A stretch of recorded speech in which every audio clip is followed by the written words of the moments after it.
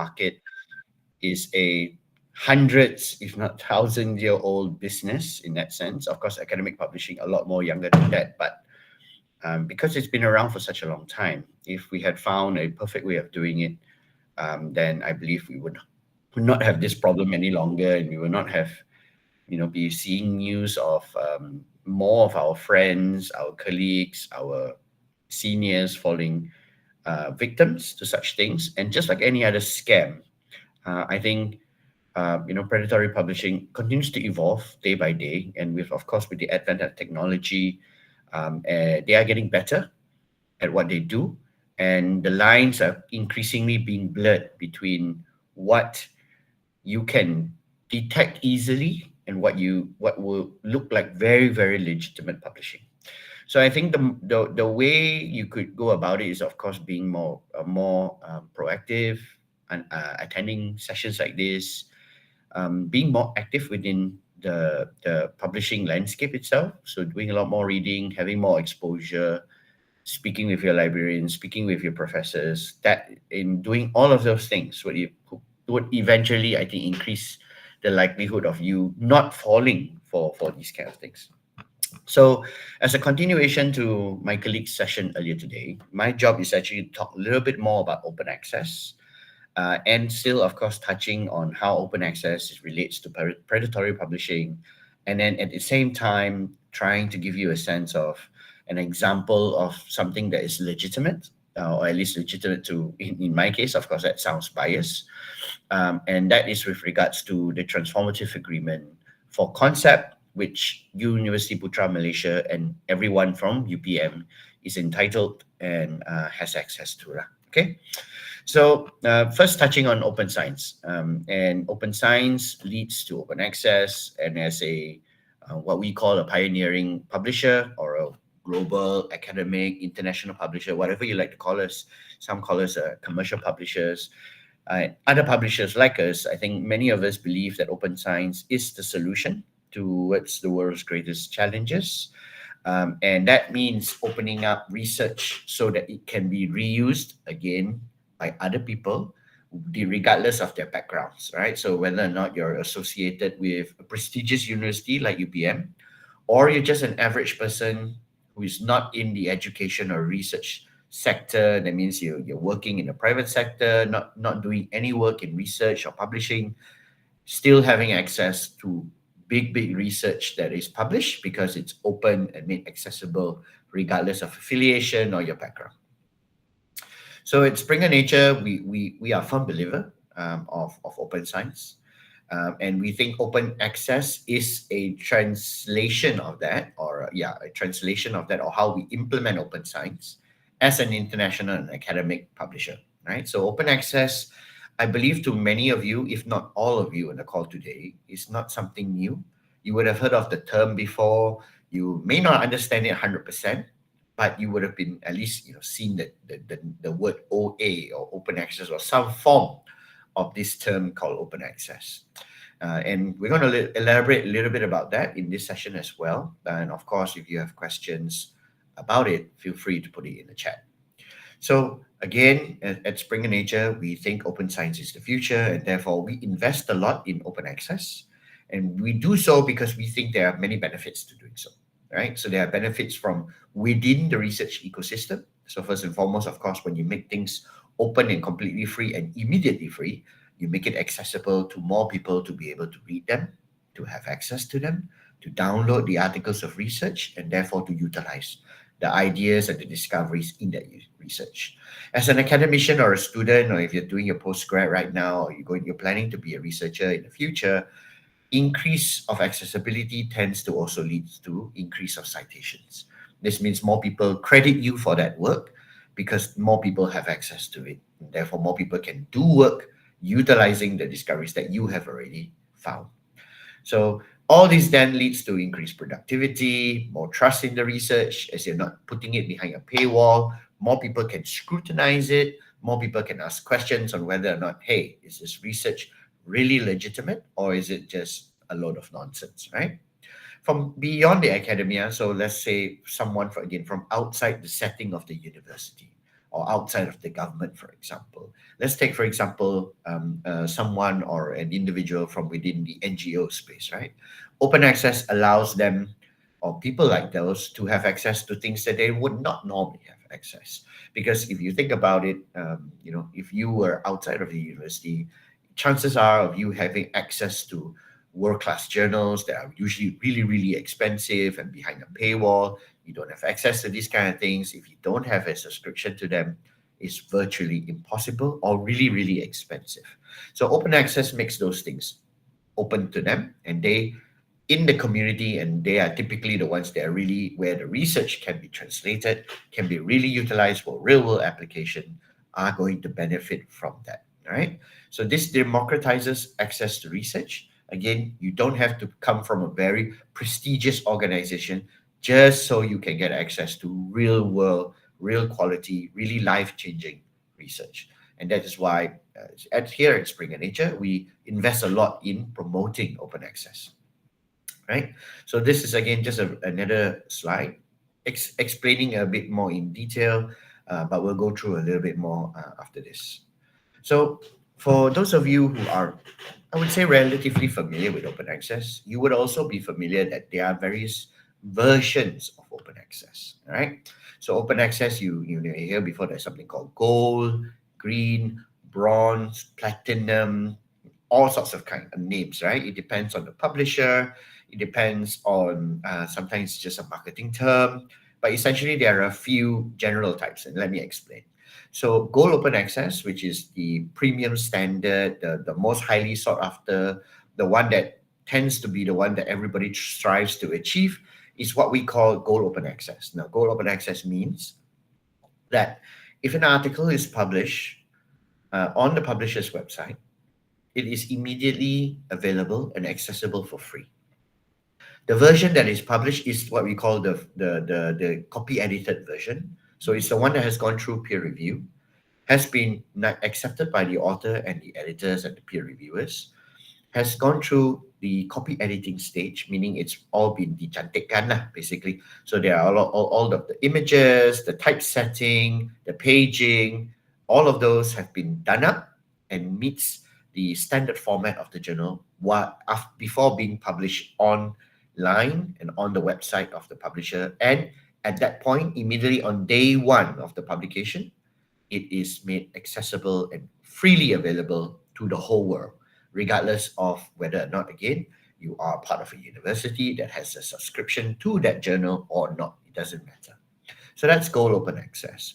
Green open access is what we tend to be, or what we tend to name for open access, that is usually for articles that are published, but there are two different kind of versions of them. Now, first and foremost, in Green Open Access, there is a publisher version, which is published on the publisher's website, but that version of the article still remains behind a paywall. All right. At the same time, a similar version, but not copy edited version. So it's still peer reviewed, but it's not been beautified, right? It's not been nicely typeset, copy edited. All the links are nicely arranged, aligned nicely. That author accepted version, that's what we call it, is then usually placed in a repository. So an example of this is your university library's repository, right? So an author accepted version, the version that's gone through peer review, has been accepted by the peer reviewer and editor, agreed with the author. That version is then put into the repository, and it usually has some form of embargo, right? Meaning that version cannot be made freely accessible for a certain period of time. It could be 6 months, it could be 1 year, it could be 2 years, regardless. It depends on the journal that the author has signed the copyright license with. So you can imagine in Green Open Access, there's usually two different versions. So there's the nicer, citable version on the publisher's website, but it still remains behind a paywall.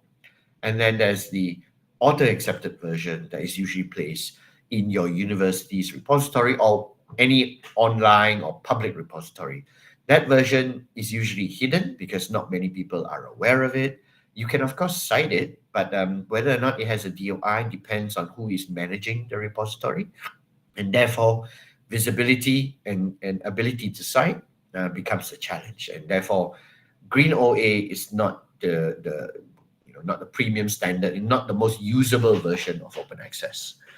Bronze open access is basically something in a version of open access whereby the APCs, which are always present in any form of open access, is typically borne by a third party, right? So, for example, if you were to publish in a legitimate open access journal, whereby an APC or article publication charge is required for you to be paid before you can publish your work online. And bear in mind, remembering what my colleague Shen mentioned this earlier today, all the articles have to go through peer review first, have been accepted, and have gone through all the rigorous processes to make sure that the paper is of good quality and meets the minimum scientific and editorial standards before any questions come into play regarding the APCs.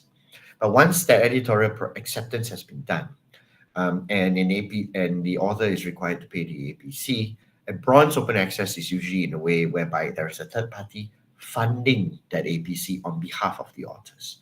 Now, bronze open access relies in is how I've explained it. Usually relies on a third party to be able to want to fund open access, and again, that party or that funder in that sense may or may not make a certain commitment to the journal or to the individual author. And this is usually not sustainable because it's not a fixed or a long-term arrangement. So maybe the funder will say, I will fund 30 papers from this journal in a certain year, but after that, I make no commitment to making sure that the open access, so to fund the APCs in the following year, for example, and authors themselves would have to pay the APCs. So, and that also then still there is perhaps maybe a certain embargo required, depending again on the publisher and the model of the open access that they are offering for that certain journal per se. Okay, so why Go Open Access is the main or the version that's most sought after. Again, we don't just say this. Of course, it will sound biased coming from representation from publishers, but basically what we have done, we've run a white paper. We have asked researchers, whether senior or junior, from various industries, from various universities, from various backgrounds, asking them basically if there were a version of open access, what would be the one that you would want to utilize? And the majority of them came back saying Gold Open Access as the version of record that they would like to use. And this is again because of the immediacy, the quality of the paper, inequality in the sense that again it's been peer reviewed, it's gone through the ethics checks, it's gone through editorial acceptance, and it's been nicely copy edited, and all the formatting is done nicely, right? And it's not dependent on subscriptions at the back end. So meaning, regardless of whether there is a temporary funding or not from a third party or not, Gold Open Access still carries on, right? So it doesn't go away. There isn't a limited time where the version of the article is available to everyone. It is immediately available and will stay available open access forever, right? So that is the version where everybody wants to look for. And of course, various publishers offer various options on how to achieve Gold Open Access, including us at Springer Nature. So actually, open access has been going on for many, many years, right? So this industry or this initiative of open access as a new idea within the academic and research publishing is not new, right? It's been around for more than a decade, but and researchers from Malaysia and all over the world have been participating in open access publications and also in non-open access publications. But what I would like to bring to your attention is, of course, an example of how open access has been taking on more, has been coming more to the fore, especially here in our market in Malaysia, whereby we announced together with the Malaysian government through the Ministry of Higher Education and in collaboration with a consortium called Concept, of which University Putra Malaysia, the library, and the research center are part of, where we have announced an open access agreement for Malaysia covering your university. So essentially within this arrangement, researchers like yourself have the ability to publish gold open access in our hybrid journals. So there is a certain list of participating or what we call eligible journals, whereby researchers like yourself have to go through. Still you have to choose your journal. You have to submit your paper to that journal. You have to go through the typical rigorous peer review process, and after editorial acceptance, your paper will be given the option to publish as gold open access, whereby the APCs are covered by your university and the ministry. Right. So if you've not already heard about this, then I urge you to perhaps read a little bit more about it. You can always visit the library or ask your librarians about this initiative, and it covers everyone from within the institution. So, of course, there are still certain terms and conditions that you would need to qualify in order to again qualify for the benefit of getting your paper published as gold open access in our journals, in the right journals, without you having to bear the burden of the article publication charges yourself. So essentially, this transformative agreement, that's what it's called TA for short, allows two things. And with the backing of the government and concept as governing bodies, reputable organizations representing significant and large and well recognized institutions, we have come together, the three parties in that sense, we have come together to provide to you two things. Essentially, number one is the read access, meaning you have access to all open access and non-open access content from all of our 2,300 hybrid journals, from content starting from this year all the way back to 1997. That means as researchers are able to access content, the journals, the articles within those journals from our Springer Ledger Link platform that you can find on your library website.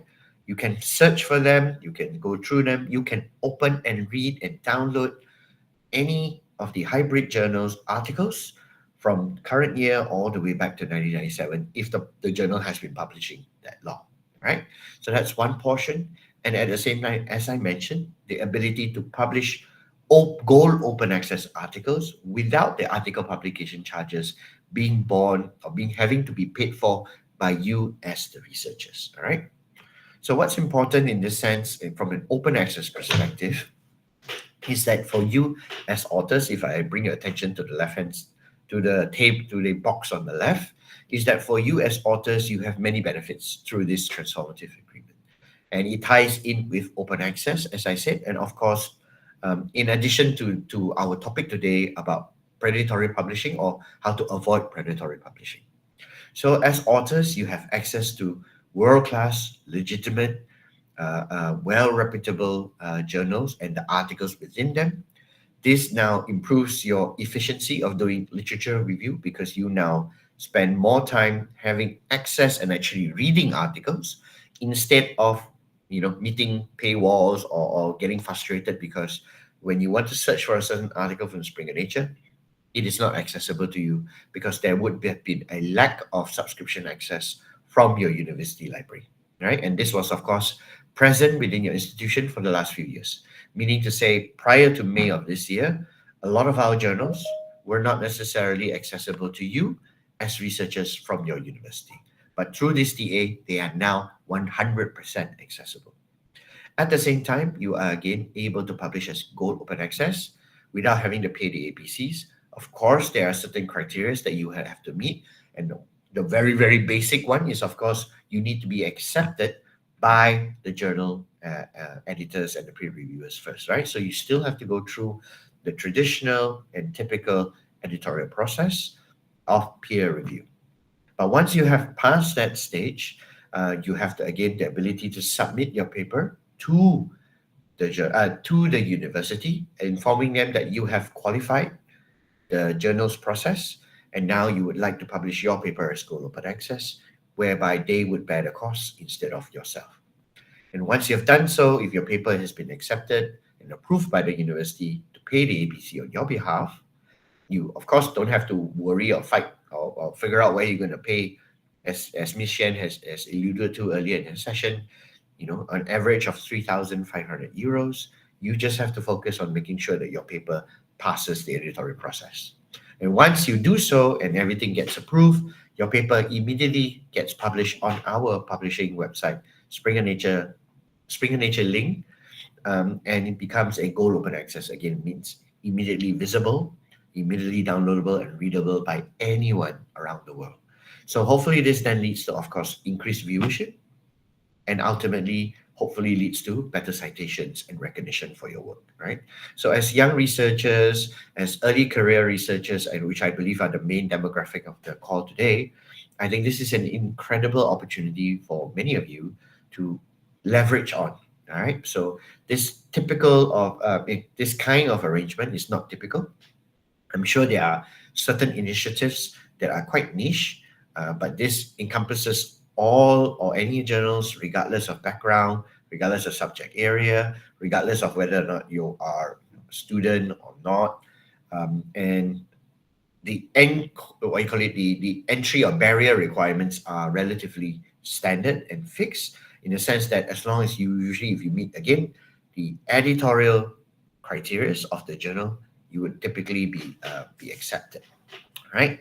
So this then leads to increase of your reputation, of the work that you do, and of course, hopefully leads to more collaboration with researchers or collaborators from not just within your institution or here in Malaysia, or if I look slightly a little bit bigger here in Southeast Asia, for example, but because your articles become gold open access and accessible to anyone around the world, it increases the likelihood of your international collaboration as well. So greater reach and impact. And that's how I would sum it up for authors like yourself. And these are, again, the sum of the benefits of publishing as open access, right?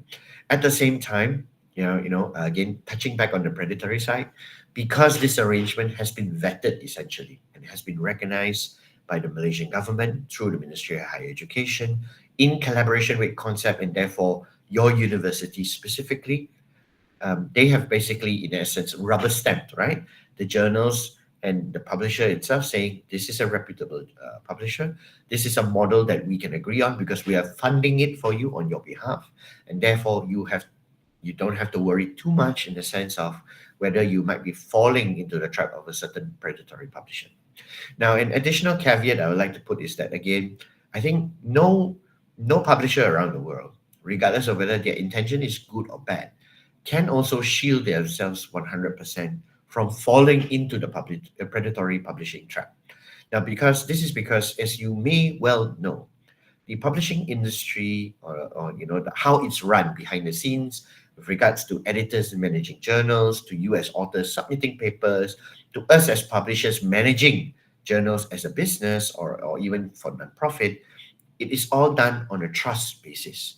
So I'll give you an example. So typically in a peer review process, when you submit your paper to a journal, to the editors, you are trusting them to look after your paper. You are trusting them not to, of course, abuse it, to share it with other people without your permission. At the same time, when the editor gets a manuscript, they, of course, are entrusted with the responsibility of doing their job properly without, in most cases, without any, financial remuneration. And then at the same time, when they seek for peer reviewers to assess your paper, they are asking and trusting the peer reviewers themselves to make sure that they adhere to very stringent, high quality, robust guidelines to ensure that the what you call it, the review process is done with ethical guidance, and of course with very high scientific standards as well. So as you can see, or how I've elaborated it, everything is done with a sense of trust. You trust the editors trust you, the editors trust the reviewers, you trust the reviewers, and we all are intertwined in that sense. But of course, human beings being human beings, I think we will never be able to 100% eliminate the situation where perhaps people are driven by greed, people are driven by money, and there are always going to be instances whereby the system can be gamed or can be rigged. And of course, there are certain bad actors within even a good system itself. So I think no publisher is immune to this. And I think if you do your own research online, you would find definitely cases, isolated cases in most times, whereby even reputable publishers have fallen trapped to being accused of, and perhaps even to a certain extent being proven to be participating in certain ways in predatory publishing. So I think that then puts the onus on everyone within the ecosystem. So again, us as publishers, you as authors, the editors themselves, and the peer reviewers who are technically just outside of the system. In a way, they act as consultants to the ecosystem to play your part, right? So you must always be proactively looking to avoid predatory publishing, keeping an eye on the signs or red flags that Michelle have mentioned earlier, to make sure that you avoid yourself from getting into those kind of things. And of course, as publishers, we are signatories to many what you call it, auditing bodies, to make sure that we comply. We submit reports to these auditing bodies or governing bodies. We are compliant to the contracts that we sign with the governments or with UPM, for example, to ensure that we try to fulfill a very high minimum standard of doing publishing itself. Okay, so TAs and open access are wonderful, and because of the open access component of that, it provides usually what we see when we do a very wide study, 1.6 times more citations as compared to equivalent articles that are published as non-open access. And again, we are using gold open access in comparison versus non-open access. And then ultimately, after a certain period of time, usually the near immediate future, 4.9 times outmetric attention scoring as compared to equivalent non-OA journals. So 1.6 citations basically just means you get a lot more citations in a short period of time as compared to non-open access papers. This is because naturally more people can see it, more people can reuse the work, and therefore more people can cite it, right? And as for the altmetric scoring, this is ties in with the impact to society and outside of the academic ecosystem. So altmetric scoring, if you do not know, basically measures how many times an article that has been published in a journal, for example, has been cited not in another journal, but has been, for example, retweeted on X or Twitter, has been mentioned on Facebook, has been mentioned on the 8 o'clock news by Bernama, has been cited in your local newspaper, has been mentioned in somebody's blog on the other side of the world. So that means they are measuring citations or impact of the journal, how many times it's been mentioned, people are talking about it, people are retweeting about, people are using it as a supporting document for a new government policy that they're trying to use. This is what we call outmetric, right?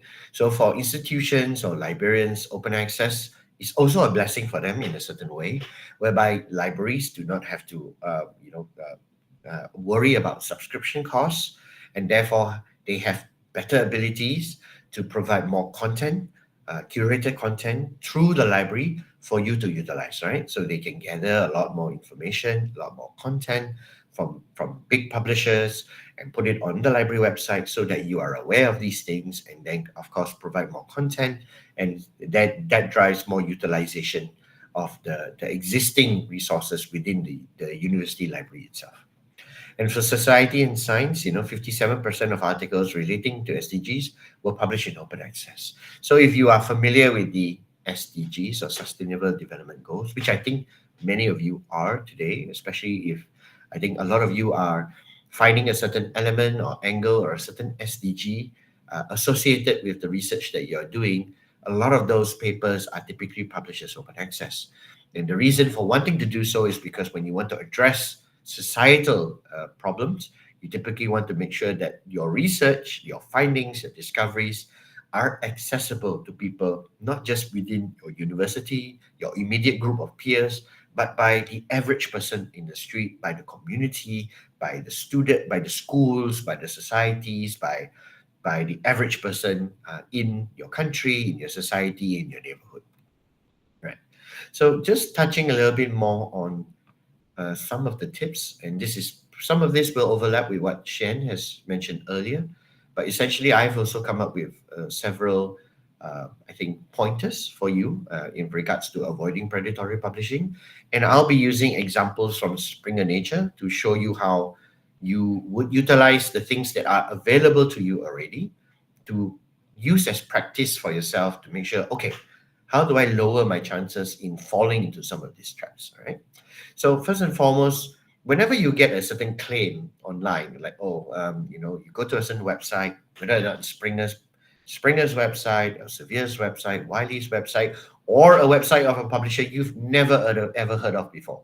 They could be a legitimate publisher. It's just that they may be small, they may be new, and maybe you're venturing into a new subject or topic that perhaps your previous knowledge or your regular publishers or the website that you go to just never encounters this new brand or name or company, right?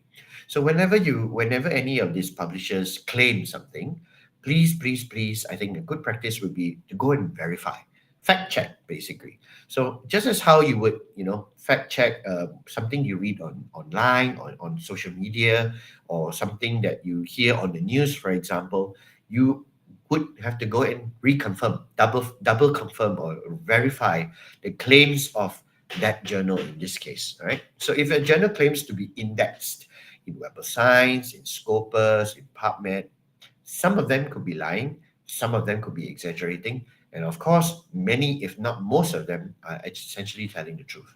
So what you could do, if you have access, I think you do have access to it in your library, you can always go to these indexation portals directly. So going to Scopus, going to the website of Web of Science, going to PubMed, and taking your time, going to the websites directly and seeing whether or not you can find the names of those journals and those publishers on those websites. Instead of just believing what is presented on the website of the publisher or the website of that slightly suspicious journal that you've never seen before, go and fact check. All right. So the next thing you can do is look carefully at special issues and the guest editors. So I think this is also a hot topic in when it comes to predatory publishing in recent times, because this has been found to be the main current trend in the main way how predatory publishing is evident within the industry itself through special issues and of course guest editors. So first and foremost, I want to say special issues are a genuine and legitimate way for journals to be able to publish content, right? To be published articles. So special issues, if you can think of it of like usually, let's say an engineering journal, they publish, let's say 5 issues per year, standard, maybe every 2 months or 3 months. But for in this year, they have one special issue. And this one special issue is usually encompassing the scope of articles or papers that are slightly different than their traditional, what they will publish in their traditional 5 other issues or the standard 5 issues they would do for a year, right? And the reason they do so is because maybe because the original aims and scope of the journal is too rigid, and they're not able to pivot or to take in to accept good quality papers that are just slightly outside of the aims and scope of that journal. So they requisition a special issue to be able to cover or to be able to have the ability to publish those slightly different articles. Now, again, those articles, in this case, in my example, would be legitimate articles, very good quality, goes through the peer review process, and ultimately gets published in a special issue with all the declarations mentioned that this is a special issue for what purpose, etc., etc., etc. So in the case of my example, in engineering paper, maybe the special issue focuses more on AI rather than traditional, civil, electrical, mechanical engineering. That's why they wanted to do a special issue, right? But predatory publishers tend to go for, or you can see special issues being the norm. Essentially, special issues are the issue or the only thing that they ever do. And this is a sign of a red flag in itself already. So if you see a journal or a name of a journal that is often or very often or too often, or every time you visit the journal itself, it's always calling for papers for a special issue, this could be a red flag. So again, it's not a perfect example or a perfect formula, but it is a sign that, oh, this is weird, or you should at least take note of it. So if you see a journal that every issue is publishing is a special issue, that tends to be usually the special issues, the topics within it are too varied, very broad, and they're just taking in everything. That also is, that again, as I said, is usually a red flag. and should be avoided to a certain degree. But of course, again, it is not unheard of for legitimate publishers, for very well known and very highly regarded journals to publish special issues. Perhaps they don't do it as often. And in fact, I think, to my knowledge, Springer journals don't do it very often because they don't like to do it. And it's not easy, again, publishing a special issue when you run a very well oiled, very systematic journal in itself. So legitimate publishers do promote and call for papers, right? So, and I'll give you an example. So this is a screenshot on our website. If you go to Springer Nature link, on the homepage itself, there is a section that actually promotes or showcases which journals within our collection or our portfolio that are actively calling for papers. The difference between this and what Ms. Shen has showed you earlier is that we do it on our website. We put it basically on our website. We just say these are the journals that are calling for papers. If you go into many of them, you will notice a lot of them are actually relatively new journals, and therefore have not really established a dedicated or loyal following, and therefore are just starting to develop the journal itself within the portfolio or within the ecosystem of journals worldwide, right? So that's why they do special issues. But the difference is we don't take these invitations and we don't send them to you individually one by one and saying, dear so and so, dear Dr. So and so, oh, I heard you are, the specialist of this field, we're doing a special issue. Why don't you submit a paper? We don't actively do those kind of things. Now, again, it's not impossible for that to happen.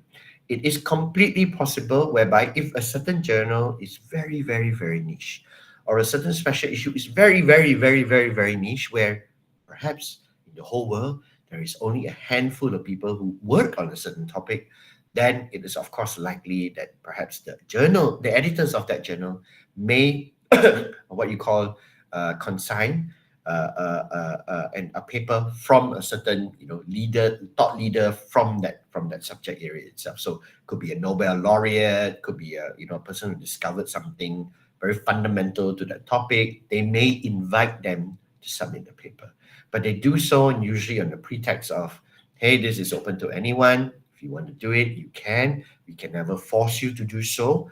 And of course, if you go into it, you go in farewell with these other terms that are probably laid out on the website of the special issue itself. So it tells you what are terms and conditions, what they're looking for, types of articles, etc. So there are actually quite a few. And if you again go to Springer Nature link, from the homepage itself, you can already see all of these different call for papers, right? And again, if you read more specifically, you will notice that a lot of the invitations are very specific. They're not too broad of a subject area, and therefore, when they accept papers, they're still running from within a very rigid editorial standpoint, meaning they want to only accept papers for a certain subject area, and therefore eliminating the probability of nonsense or non-related papers finding their way into the journal, and therefore still being able to maintain a very high ethical and editorial standard. Next, look at the editorial board themselves. So this is often what I think a lot of your supervisors, your seniors, if you're a young researcher and never done this before, some of the most basic tips they ever tell you is when you're going to cite something or when you're looking to publish something, how often do you see that name? So it could be if you often cite a certain researcher, it could mean that person is a very pioneering researcher within that field. He's done a lot of work in your space that you're interested in, and therefore when you cite 10 papers, maybe 3 or 4 of them would be from that one person. And at the same time, it's also not unheard of whereby these very prominent researchers from their fields are invited to be the chief editors or at least be on the editorial board of well-known journals that are from their field. The difference is predatory journals can also do the same. They can basically claim anything. So they can always put up on their website and say, oh, these Nobel laureate winners are my editorial board members or my chief editors. Now, of course, what's important is to, again, double check that. So usually legitimate publishers will give you access to, for example, here, this journal called Accreditation and Quality Assurance. When we list the names of our editor-in-chiefs or the editorial boards, you can see who they are, their names, which institutions they are currently part of, and at times, or if not usually, access to their personal emails that you can contact them, that you can reach out to them and double check saying, Dear Stephen L.R. Ellison, are you really the chief editor of Accreditation and Quality Assurance? If you don't want to reach out to them directly or through an email, you can always go to his university's website or to his institution's website. In this case, it's LGC Teddington, United Kingdom, and seeing whether or not you can see their names on that institution's faculty website, or are they the the dean, or are they a researcher registered with that institution. So not just taking the journal for its word, right? Not just say, oh, okay, like that, I believe lah. No, you should be a bit more proactive. Number one, do you recognize some of these names? And are these names very, very prominent in their fields? Usually, they would have to have a certain standing in the subject area matter to be able to be invited onto an editorial board. Now, it doesn't mean they have to be very, very old. It doesn't mean they have to have published 50 or 100 papers before they can get invited. No, there are editorial board members who are relatively young, they are up and coming.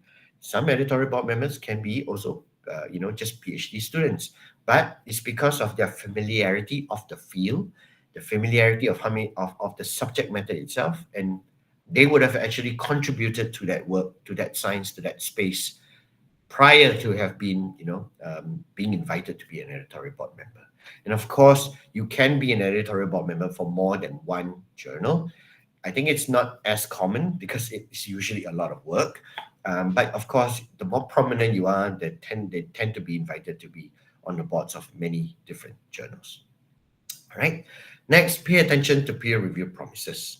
So usually, and again, going back to what Ms. Shen said, a lot of what predatory publishers try to promise you is usually too good to be true.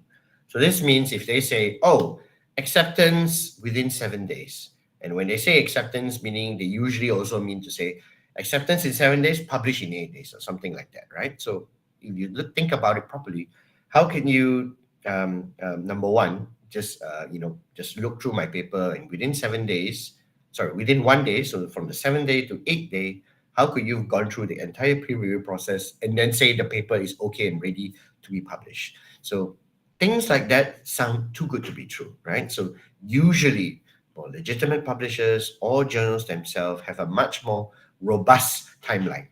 And I think if many of you have asked your seniors or your professors or your lecturers how long it took for them to publish just one paper in any of the legitimate journals they have done before, I can almost guarantee you that none of them will say 7 days or 2 weeks.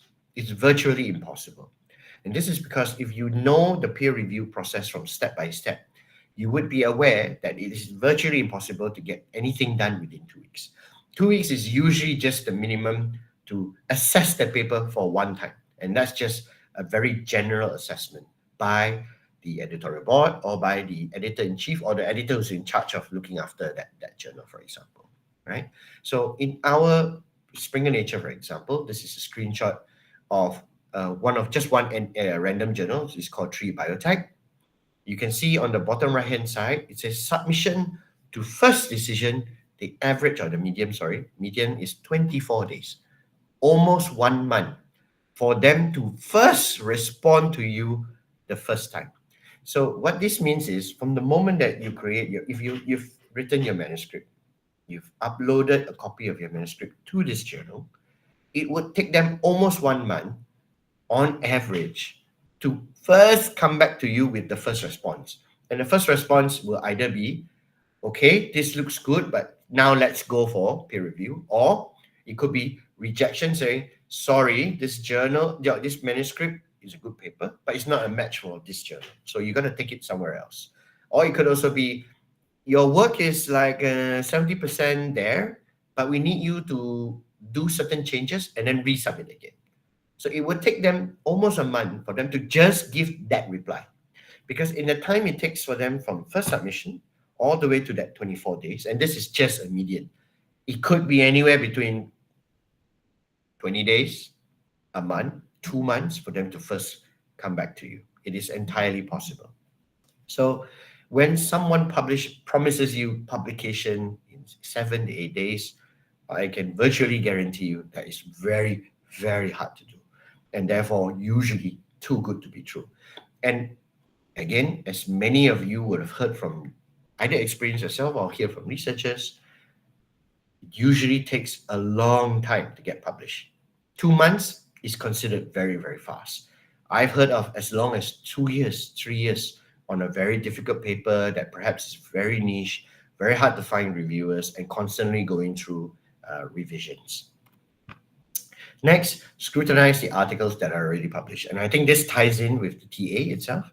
So, for example, if you're interested to submit in any of the Springer journals, what you should have been doing, whilst you're also doing your literature review when you're writing your manuscript, is actually to assess the quality of the papers in that journal that you were planning to submit to, right?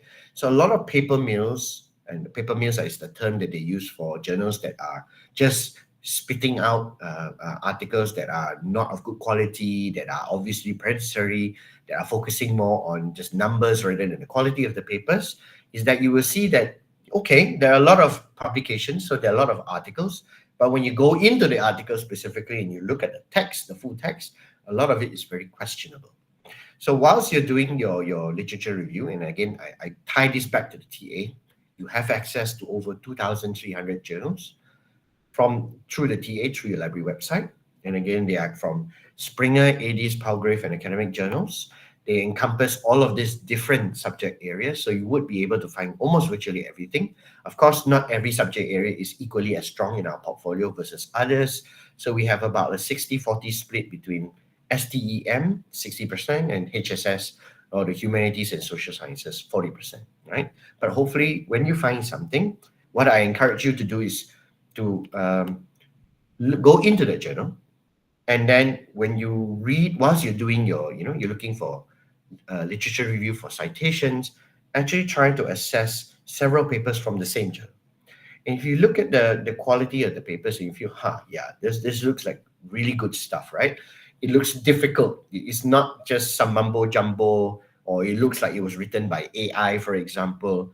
It looks legitimately done. You can see that the paper has proper structure. You understand what it's talking about. You know that you can see that a lot of work has been put into it. Then you can roughly tell yourself, okay, I would to a high degree be able to trust the peer review process within this journal, and therefore it's going to usually mean it's going to take a lot of time, and therefore not likely to be from a predatory journal. Okay. Next, and this one touches on the open access side and APCs. Another red flag, and again, I think Michelle also touched on this earlier. You pay attention to where the money comes from, or where the money trail is, right? Basically. So if you're ever going to choose to publish in open access, right, usually legitimate publishers tell you everything upfront, right? Before you even submit, we tell you, because we have to put it out there. We are obliged to put it, or we are mandated to put it out there to say that if you're going to opt for open access in a hybrid journal, this is how much it's going to cost. Or if you have other funding means, these are the funding arrangements you can take. For example, the TA, right? If you're going for a fully open access journal, it will tell you we are a fully open access journal. And therefore, we only can accept open access papers. You, of course, are obliged to pay the APCs, but you can always request for discounts, waivers, whatever, right? But all that information is usually publicly available and informed upfront, right? The difference with predatory journals is that they would often surprise you, or they would tell you, again, something too good to be true. They would say, it's okay. Maybe you're a new, I see you're a early career or young researcher. If you submit with us, so they'll invite you first and foremost. And if you submit us, our standard price is 300 euros or something like that. But because you're an early career researcher, I'll give you a 50% discount. So you get excited. You find that, okay, he's helping me out because he understands my predicament. You go ahead and submit your journal. And once your paper is already with them, you're already held captive. And the problem with that is after that, they will surprise you with all kinds of fees and requirements and additional invoices that they would not have mentioned anywhere. It's not listed anywhere. They have not told you in the beginning, and they will have gone back on any of the obligations or the promises they told you earlier just to get a hold of your paper, right? So this is an example of our journal called Aquatic Geochemistry. You can see that it's a hybrid journal and there is a section for you to explore open access funding. And if you put in your university's name, you will see that there is one funding option, an agreement between UPM and Springer Nature. And this means through this agreement, 100% of your APCs will be covered by your institution or the government, and you don't have to take care of it. So this again is another way, again, like I said, rubber stamping, or your university basically telling you it is relatively safe to publish with Springer Nature or this journal in general, because we are looking after the funding for you. You won't have to bear that burden, or you won't fall into that trap, because that will be taken care of by the university itself, right? And of course, there are certain conditions you have to meet. Of course, you have to be legitimately from UPM. You must be the corresponding author, and you will be able to only write 2 different types of papers, etc., etc. So as a tip, always read these conditions to make sure you're understanding what you are submitting, so that you don't arrive in a situation where you believe you would have qualified for this initiative, but unfortunately you maybe miss a certain criteria and therefore do not qualify. So basically, the TA itself, again, just mentioning it again, allows you to publish as gold open access, and you do not have to worry about the publication costs, because the APCs are taken care by the university or the government. You can publish in any of the Springer, ADIS, Palgrace, or academic journals, and everything is submitted after editorial process to the university for them to approve it on your behalf. So basically, once your paper has been accepted, the editor tells you, okay, great, let's go to publishing. So now you submit your paper to the university through, everything's done online. You don't have to literally take your paper, go to the library or anything. Just choose your affiliation, like how I showed you in the previous slide. You're from UPM, you declare it, I'm from UPM, this is my email address. I would like to claim the benefit of this TA for publishing open access. That will go to the university online as well, and they will decide whether to approve your application or not. And of course, there are certain criteria or quotas. So for 2025, there are 36. So the university has the ability to approve 36 papers.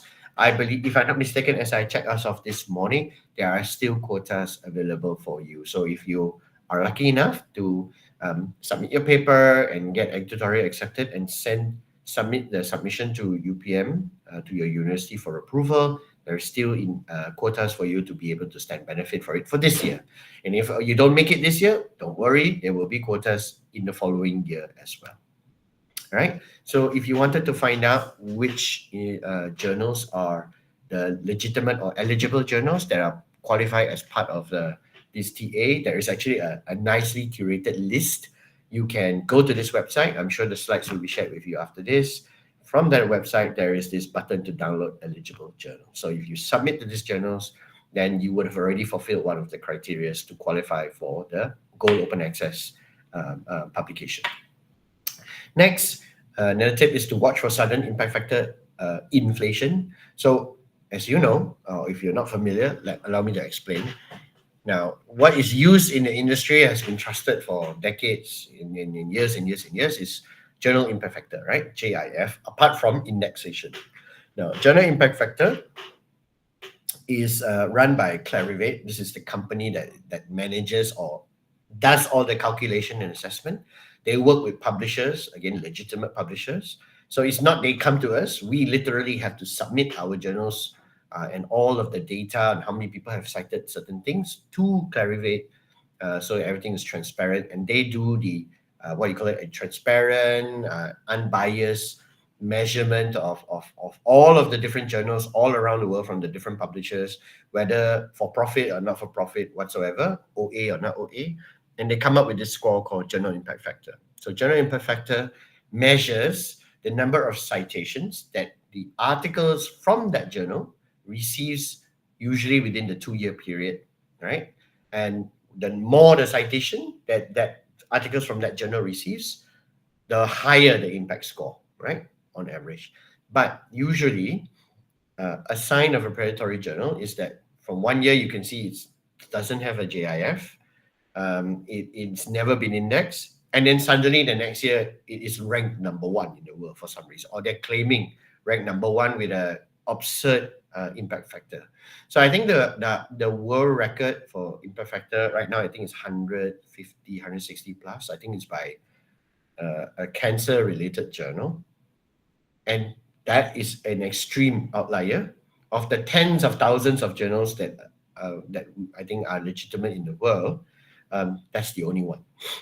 Most journals, and I'd say 85% of journals worldwide, are impact factor range between 1 to 5 to 10, right? So most journals, and I say most journals, whether or not they are very highly ranked in the indexation or not ranked at all, most of them are within 1 to 2 impact factor to 5 impact factor or 10, right? That is normal. So it doesn't mean that if a journal has to you what may seem as a low impact factor score of 3, for example, it doesn't mean it's not good quality. And of course, it doesn't mean that if a journal claims to have a crazy high impact factor, that you should just believe it outright. So again, go to the indexations, go to Clarivate's website and just double check. Does this really exist in those counterpart websites, to make sure that whatever a journal is claiming is legitimate? So I think Clarivate releases a report every year, usually in the middle of the year, and they release it for the prior year's data, right? An example of a fake impact factor is what we have seen quite a lot, or in a lot of those predatory phishing emails, is something called universal impact factor. So this is not real, it's bogus.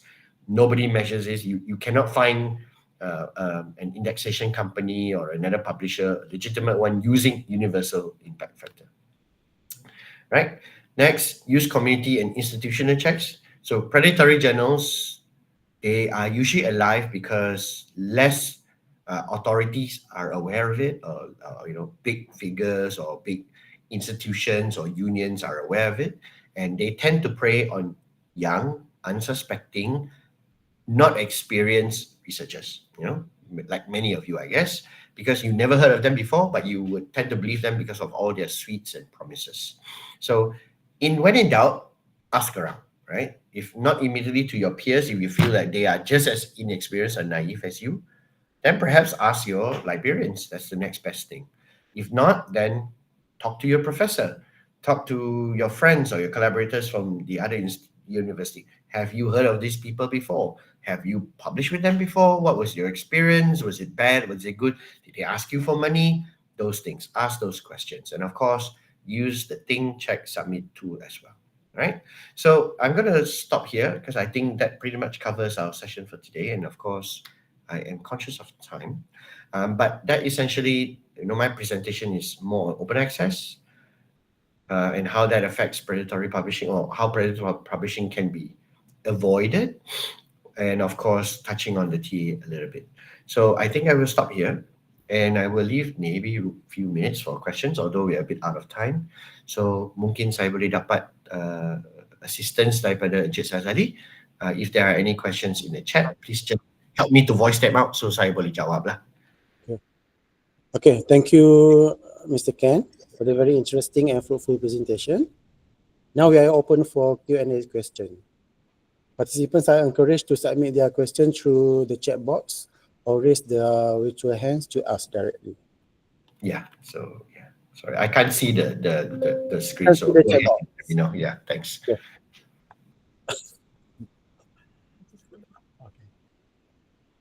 Okay, we have a question here from Alia Sarah. Okay, when do you recommend researchers to publish in subscribe no-fee journals?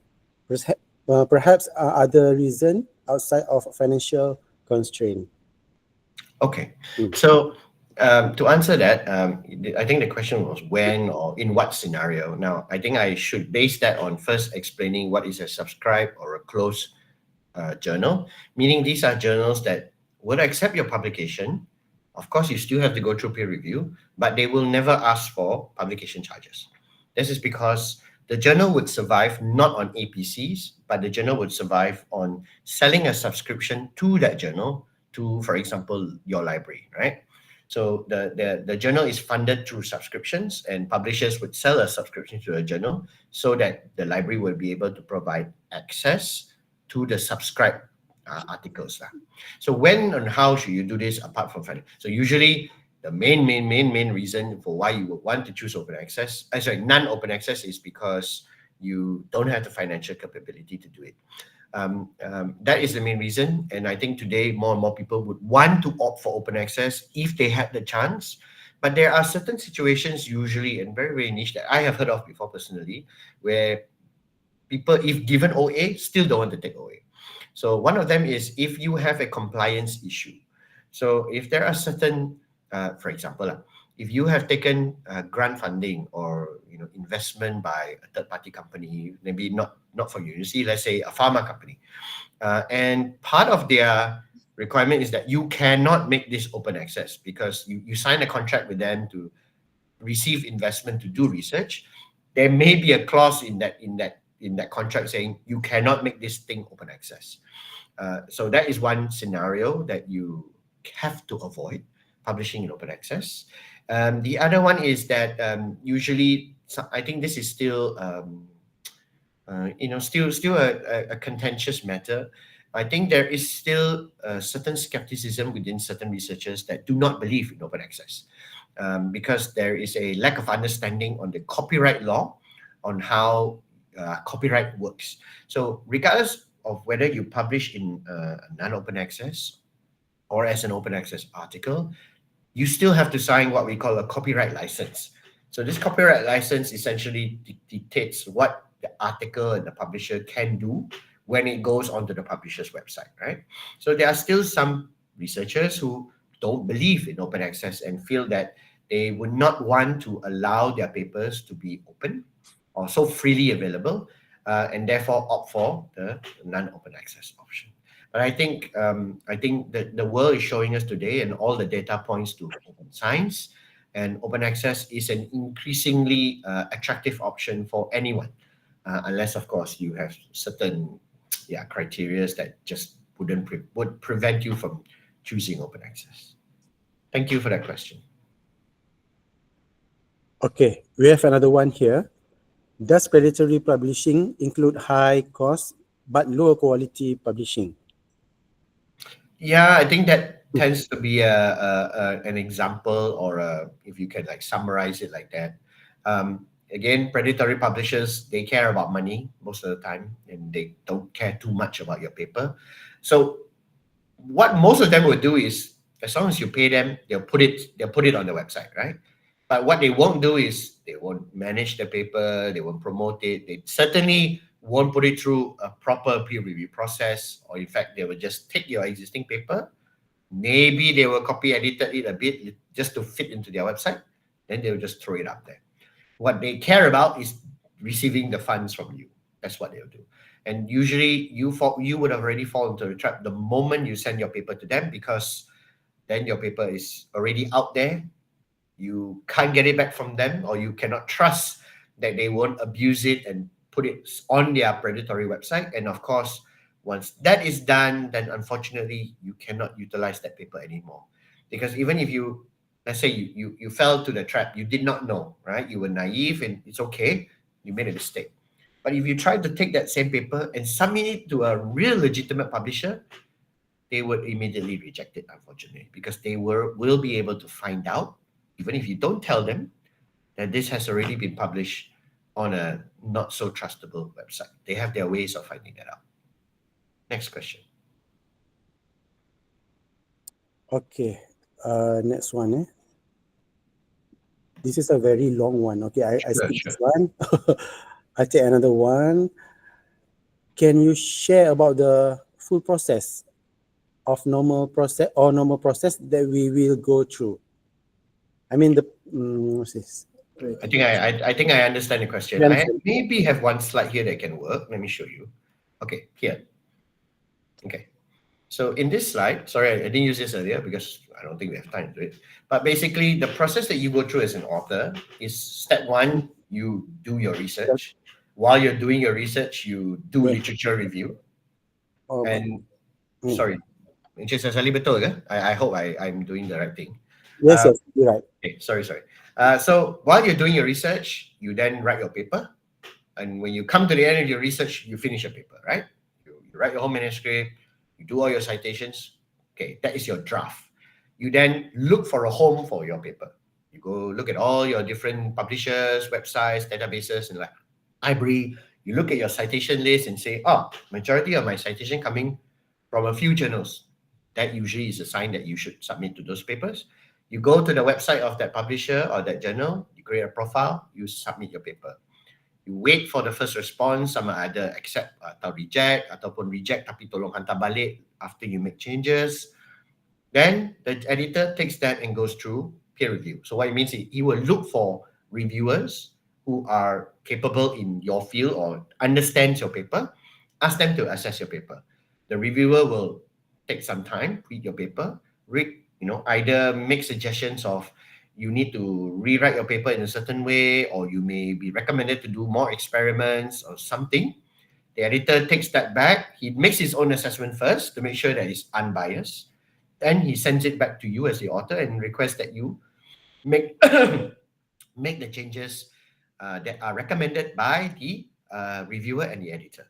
Now, of course, you can choose to not do it. That's entirely your right, because you may feel that the response is too biased or the reviewer doesn't understand what you're talking about in the first place. I choose to make the changes or not make the changes, but you basically respond back to the editor and saying, this is what I've done. Now, the editor will then take this back, rediscuss it again with the editorial board and the reviewer.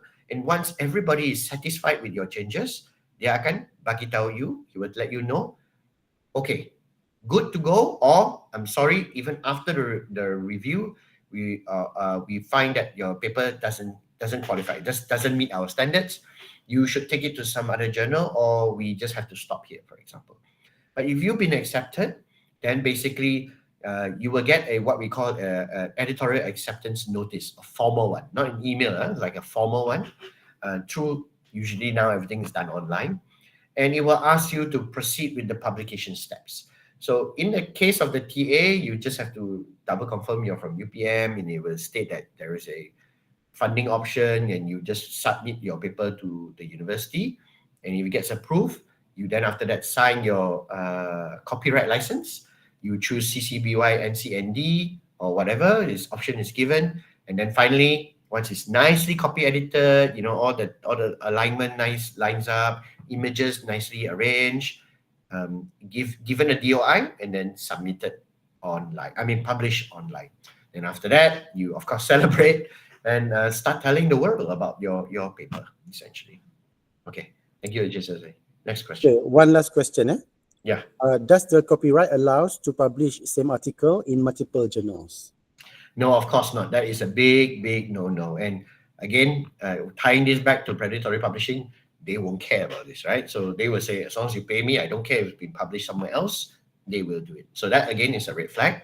So a legitimate publisher will never allow you, never, whether or not you are making it open access or not. If you try to take the exact paper and submit it somewhere else, they will find out, right? Editors have internal systems and other databases that the regular world doesn't have access to. All publishers are interconnected at the back end, right? It's not something that your librarian or an average person like yourself has access to. They have an internal system where all publishers are connected to each other to find out whether a paper has been published somewhere before, right? And even if you make slight changes to a paper to try and, for example, change the title a little bit, change the abstract a little bit, but essentially it's the same paper, they will find out.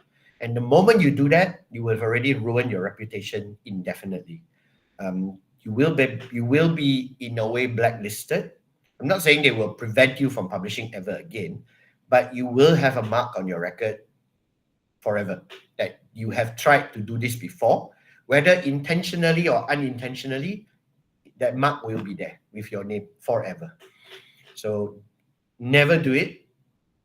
It's of course not wrong for you to take your first paper and then of course build on that research, change it in the sense that you have done more research and therefore you're publishing a different paper, right? That is different. But taking the exact same paper, just changing the words, but it's the same research, tak boleh. No, please never do that. You are ethically doing something wrong, obviously. And if you find someone accepting that, then either it's a genuine mistake or hindsight, on evaluation, or again, that's a red flag for predatory publishing because they wouldn't care about that. They just want your money. Okay, thank you. One more question, Mr. Sure. Yeah, because this one is quite important. Sure. Go ahead, Tadaman. Why some journals in Springer Nature do not have any impact factor? Sure, They understand. limit. Sure. Now, it is normal, and I think Shen has said it, I have said it before. You have to understand how impact factors are calculated, right? And now, first and foremost, one scenario of why not having impact factor can be present is if a journal is less than 2 years old, it's impossible to have an impact factor because the measurement for impact factor requires citations over last 2 years, full last 2 years. So if a journal is younger than 2 years old, it will not have an impact factor. Impossible. Because the calculation, the formula for calculating impact factor will not be able to be calculated. Dia tak cukup. There's not enough data to cite. Number two, it is entirely possible that the impact factors go up and down, right? So a absolutely legitimate journal can publish 5 issues per year, 10 articles per issue, but none of them get cited. Highly unlikely, but entirely possible. So in that sense, usually the journal is not doing very well, right? So the editors have failed to attract good papers, and therefore people are not looking at the journal, the articles within that journal, and it fails to receive citations. Now, that can happen. So it could be a case where in the previous 2 years, there were a lot of citations, and therefore the impact factor went up. So it has, let's say, impact factor of 2. And then when the following 2 years, no citations, even though publications have carried on, the impact factor goes back down. So it's entirely possible. Impact factors are not stagnant. They change over time. And Clarivate themselves have the ability to remove or temporarily pause the reporting of an impact factor of a journal if it suspects that that journal is involved in predatory publishing. So there are many reasons. Those are just some of them. But it's not wrong for a journal to have no impact factor. All journals started with no impact factor. Only after it's been building for years, then they start to get a reputation for them. More people read them, more people cite them, and then only it starts to build its impact factor. For example, right, and I'm not saying this to criticize, but for example, you can go to your own university press and look for the journals that are run by your university.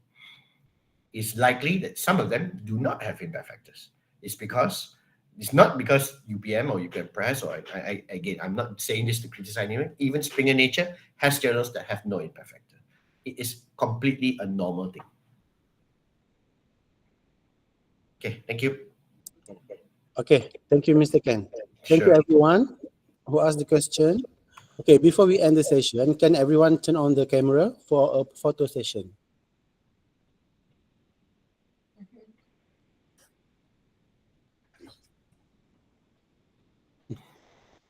Okay.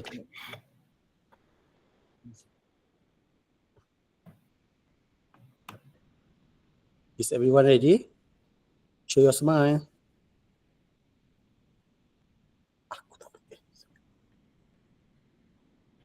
Okay, we start. 3, 2, 1, smile. Okay, another one. 3, 2, 1, smile. Okay, the last one. 3, 2, 1, smile. Okay, thank you everybody for your participation. Thank you. Okay, I have another. Yeah. Mr. Ken, anything else? No, I think there's a question in the chat from Yuen. Maybe the library can answer this. I think you guys can answer this. It's a relatively straightforward question. Basically, bagaimana nak access kepada Springer website lah. Okay. We take care of that later. Okay? Sure. Thank you so much, Encik Sazali, and the rest of the team, Juanita as well. Thank you everyone for joining. I appreciate your time. Good luck. Okay. Please stay out of trouble. Yeah. And please, good luck on your future publications as well. Take care. you, Have a Mr. good day, everyone. I have Bye-bye. another soft reminder here. Could you please fill in the registration and evaluation form available in the chat box?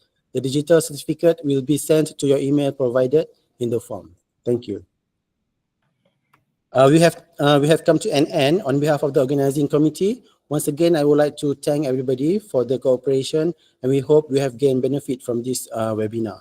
A big thank to our speaker, Ms. Zian and Mr. Kent, for the sharing. Thank you very much, and Assalamualaikum.